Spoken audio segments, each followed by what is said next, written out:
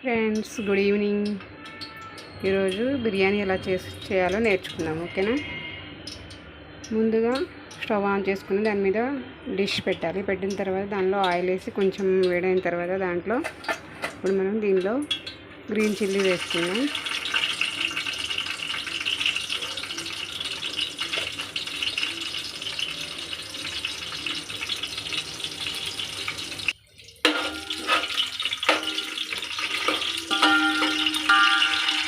ఇవి కొంచెం ఫ్రై అయిన తర్వాత ఏం చేయాలంటే ఇప్పుడు ఆనియన్స్ వేసుకోవాలి.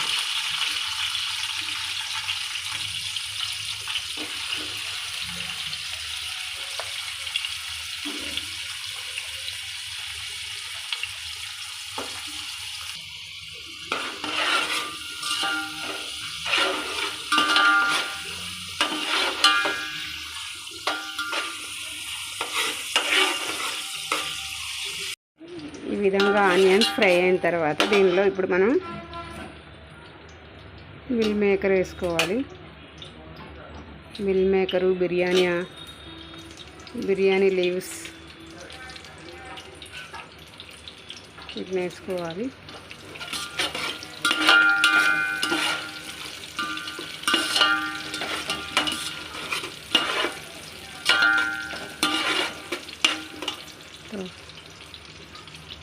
అలాగే దాచిన చెక్క,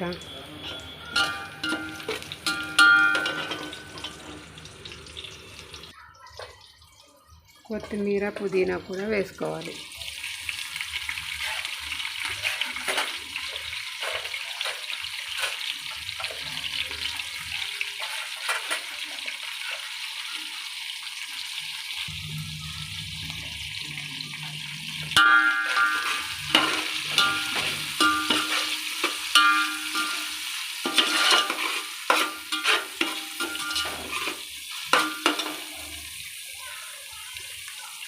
ఇలా కొంచెం ఫ్రై అయిన తర్వాత ఇప్పుడు సాజీరా వేసుకుందాం. సాజీరా అంటే ఇది చూడడానికి జీరా టైపే ఉంటుంది, కానీ కొంచెం డిఫరెంట్ ఉంటుంది. అసలు చూడండి, ఇలా ఉంటుంది అన్నమాట సాజీరా. ఇది బిర్యానీలో వేసుకుంటే చాలా టేస్టీగా ఉంటుంది.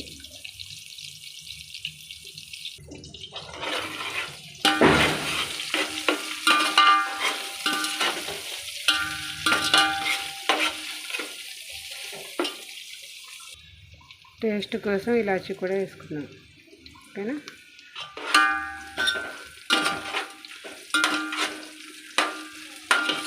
30 సెకండ్స్ తర్వాత దీనిలో ఇప్పుడు ఎసరు వేసుకుందాం.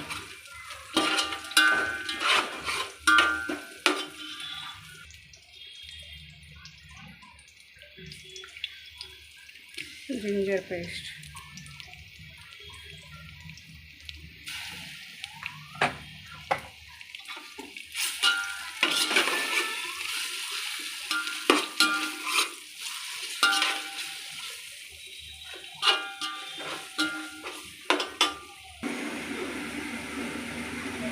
టేస్ట్కి సరిపడినంత సాల్ట్ కూడా వేసుకోవాలి దీనిలో. ఓకేనా?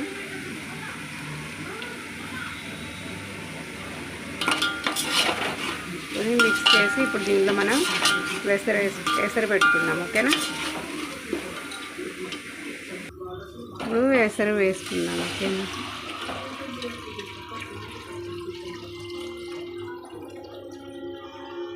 ఇప్పుడు ఎసరు బాగా మరిగేంత వరకు మూత పెట్టి మరగనించాలి. ఎసరు బాగా మరిగేంత వరకు మూత పెడితే త్వరగా వేడైద్ది కాబట్టి మూత పెట్టి మరిగించాలి. అంటే ఇది పొంగిపోకుండా చూసుకుంటూ ఉండాలి. పొంగిపోతే ఏమైందంటే టేస్ట్ అంత బాగుండదు. సో ఇది మరిగేంత వరకు చూసుకుంటూ ఉండాలి. ఎసరు ఈ విధంగా మరిగిన తర్వాత ఇప్పుడు దీంట్లో ముందుగానే కడిగి ఉంచుకున్న రైస్ వేసుకోవాలి. ఓకేనా?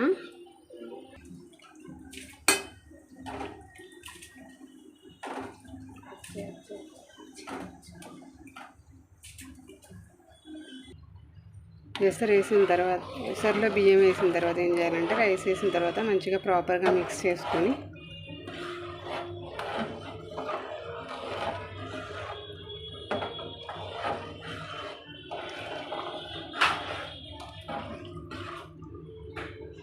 దీనిపైన లిడ్ పెట్టి ఒక 10-15 మినిట్స్ వదిలేయాలి.